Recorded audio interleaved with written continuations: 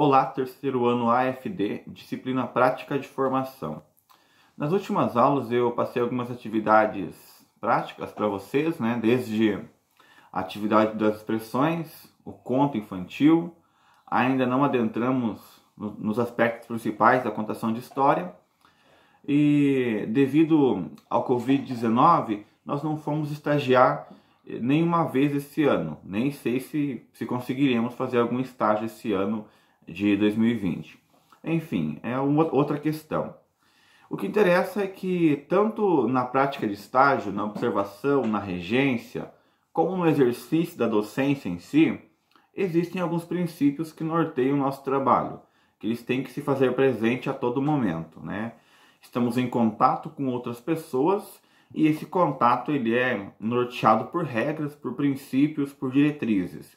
Hoje eu vou comentar com vocês, brevemente, 3 princípios essenciais do trabalho do educador na educação infantil, e esses princípios eles se encontram lá no referencial curricular paranaense, aquele documento que eu lhes enviei quando do início do nosso pré-projeto. Eu lhes enviei uma apostila também, uma apostila pequena, com apenas 3 páginas, que comentam esses 3 princípios e eu explico o que são cada um deles, O título da apostila é Aula 11, segundo trimestre, Educação Infantil, Princípios Éticos, Políticos e Estéticos. Lá na página 1, eu comentei o primeiro. O que seria princípios éticos?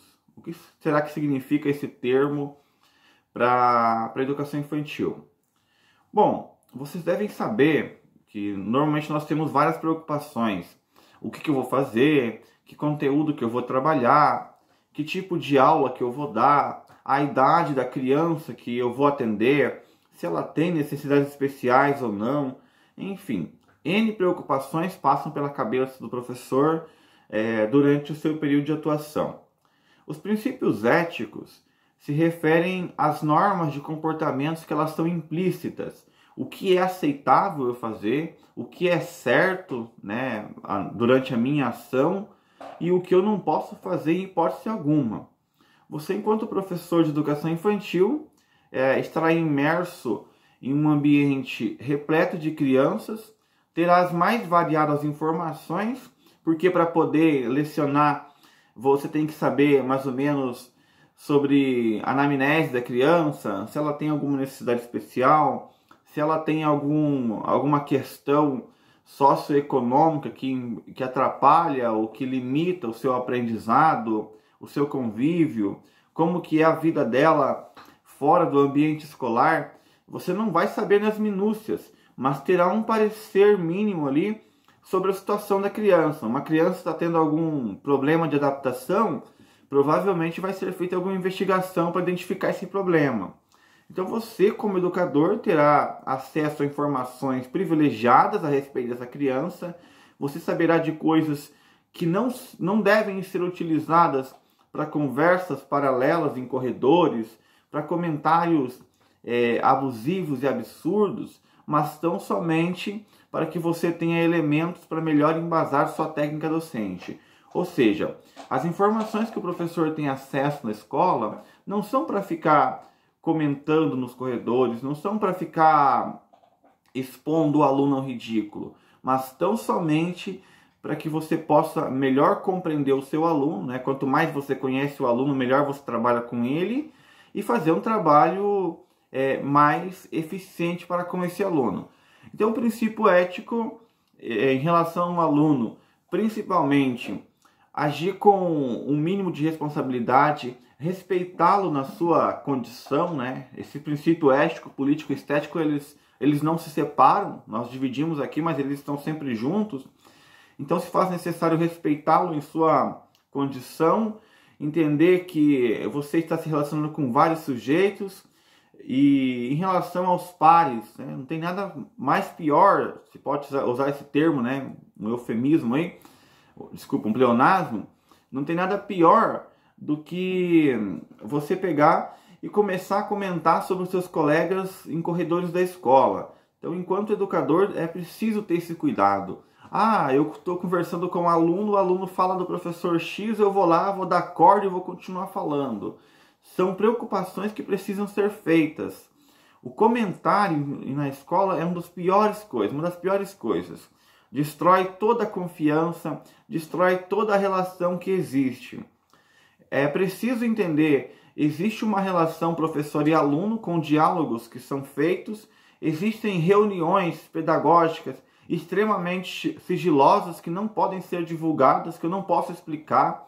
Eu não preciso explicar para o meu aluno por que o outro aluno fez uma atividade de tal jeito, por que ele foi atendido de modo diferenciado. Eu não preciso fazer isso, porque é o professor que entende, que sabe qual que é a situação de dado aluno. Então você não vai expor o aluno. Por exemplo, um aluno com a dificuldade tem laudo, a avaliação dele é totalmente diferente do outro, e aí todo mundo faz uma avaliação e o aluno faz outra diferente. Você não tem que ficar explicando o porquê dessa diferença, por que esse aluno está tendo tal privilégio, né? Então são essas questões que é preciso atentar em relação aos princípios éticos.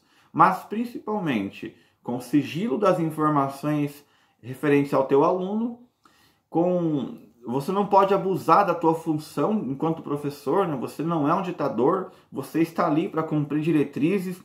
E como já vimos no início do trimestre, no segundo ano vimos em ATP e no início do trimestre também, existem regras específicas, determinações, diretrizes que nos orientam sobre como proceder em cada situação. Então tomar muito cuidado para não exceder essa atuação profissional.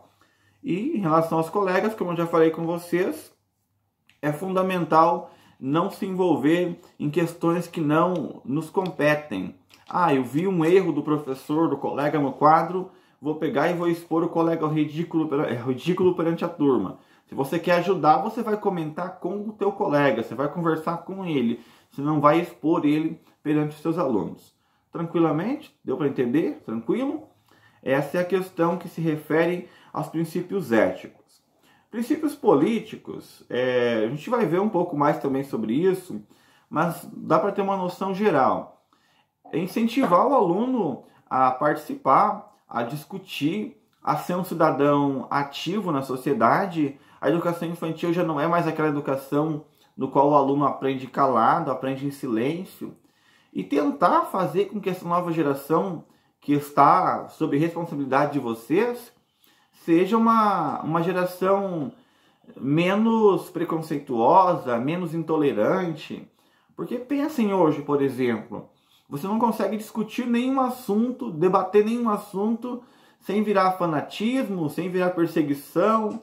Então os princípios políticos envolvem uma educação que valoriza a participação do aluno, um aluno que se manifesta. Professor, na educação infantil, o que é o princípio político? Justamente permitir que o aluno tenha capacidade de se expressar, que ele seja respeitado em suas opiniões, auxiliá-lo nesse processo que é na educação infantil que os rudimentos de uma formação cidadã se efetiva. Então é fundamental, né, respeitar esse desenvolvimento, uma educação que seja democrática, que seja política em todos os seus aspectos. E por fim, ali, para fechar essa parte teórica de hoje, princípios estéticos também norteiam o trabalho da educação infantil. Estou lendo lá na página 2, tá? Agora a página 3. Princípios estéticos, né, estão baseados em 2 subprincípios na educação infantil, que é o brincar e o explorar.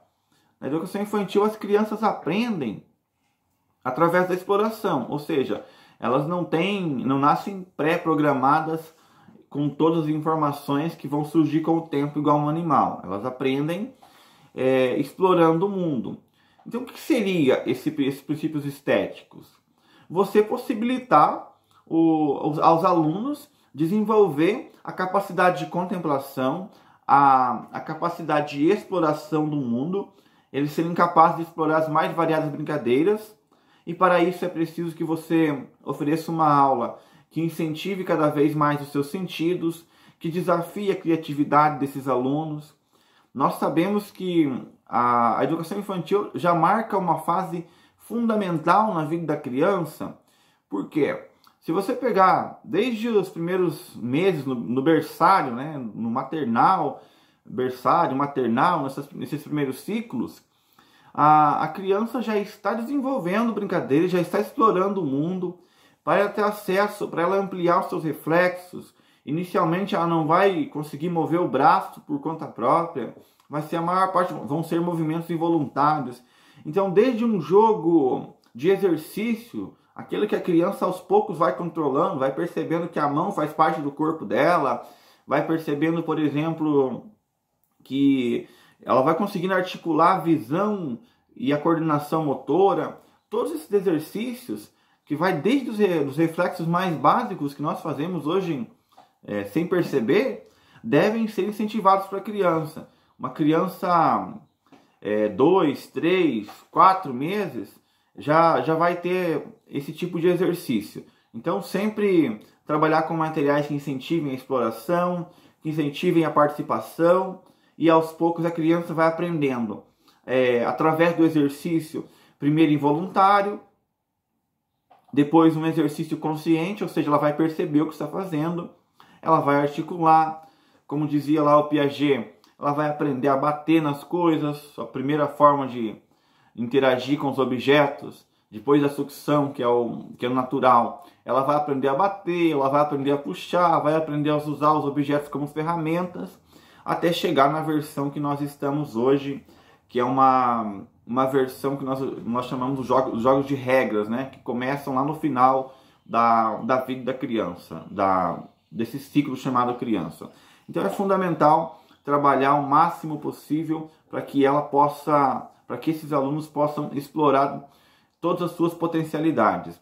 Nós sabemos, e inúmeras pesquisas comprovam isso, o Piaget é um caso muito especial, que uma criança que ela não é, como que eu posso dizer, ela não é incentivada adequadamente, ela tem um atraso em relação às outras. O Piaget fez uma observação com os 3 filhos dele, com o Laurent, a Jaqueline e a Luciene. A Jaqueline foi a que menos teve acesso a experiências, a que menos foi incentivada e mostrou um desenvolvimento bem inferior se comparado aos 2 irmãos. Então é fundamental trabalhar essas questões, permitir a criança, além de explorar o mundo, ser respeitado enquanto sujeito, você respeitar em todos os sentidos. Ah, professor, eu estou com uma criança que ela não vai reclamar. É mais fácil respeitar alguém do ensino médio, é mais fácil respeitar alguém da formação docente, que vai se posicionar e vai dizer não, vai dizer um basta. Então, para a criança, é você que tem que ter esse limite, é você que tem que se julgar. O eu julgador do professor, da professora de educação infantil, é muito maior do eu julgador do professor de formação docente. Por exemplo, qualquer postura errada minha em relação a vocês vão saber se posicionar e se impor, né? Olha, professor, isso está errado, vão procurar lá os seus direitos e vão saber lidar com a situação. Uma criança ela vai estar totalmente vulnerável, então é fundamental refletir bem sobre esse processo. Eu creio que seja isso, né? São conteúdos que fazem parte de nossa matriz, que eu tinha aqui abordado no aspecto teórico. Em fundamentos filosóficos, se chegarmos até lá, talvez falamos um pouco mais sobre a ética, talvez falaremos um pouco mais sobre a ética. Tranquilo? Qualquer dúvida, mandem mensagens.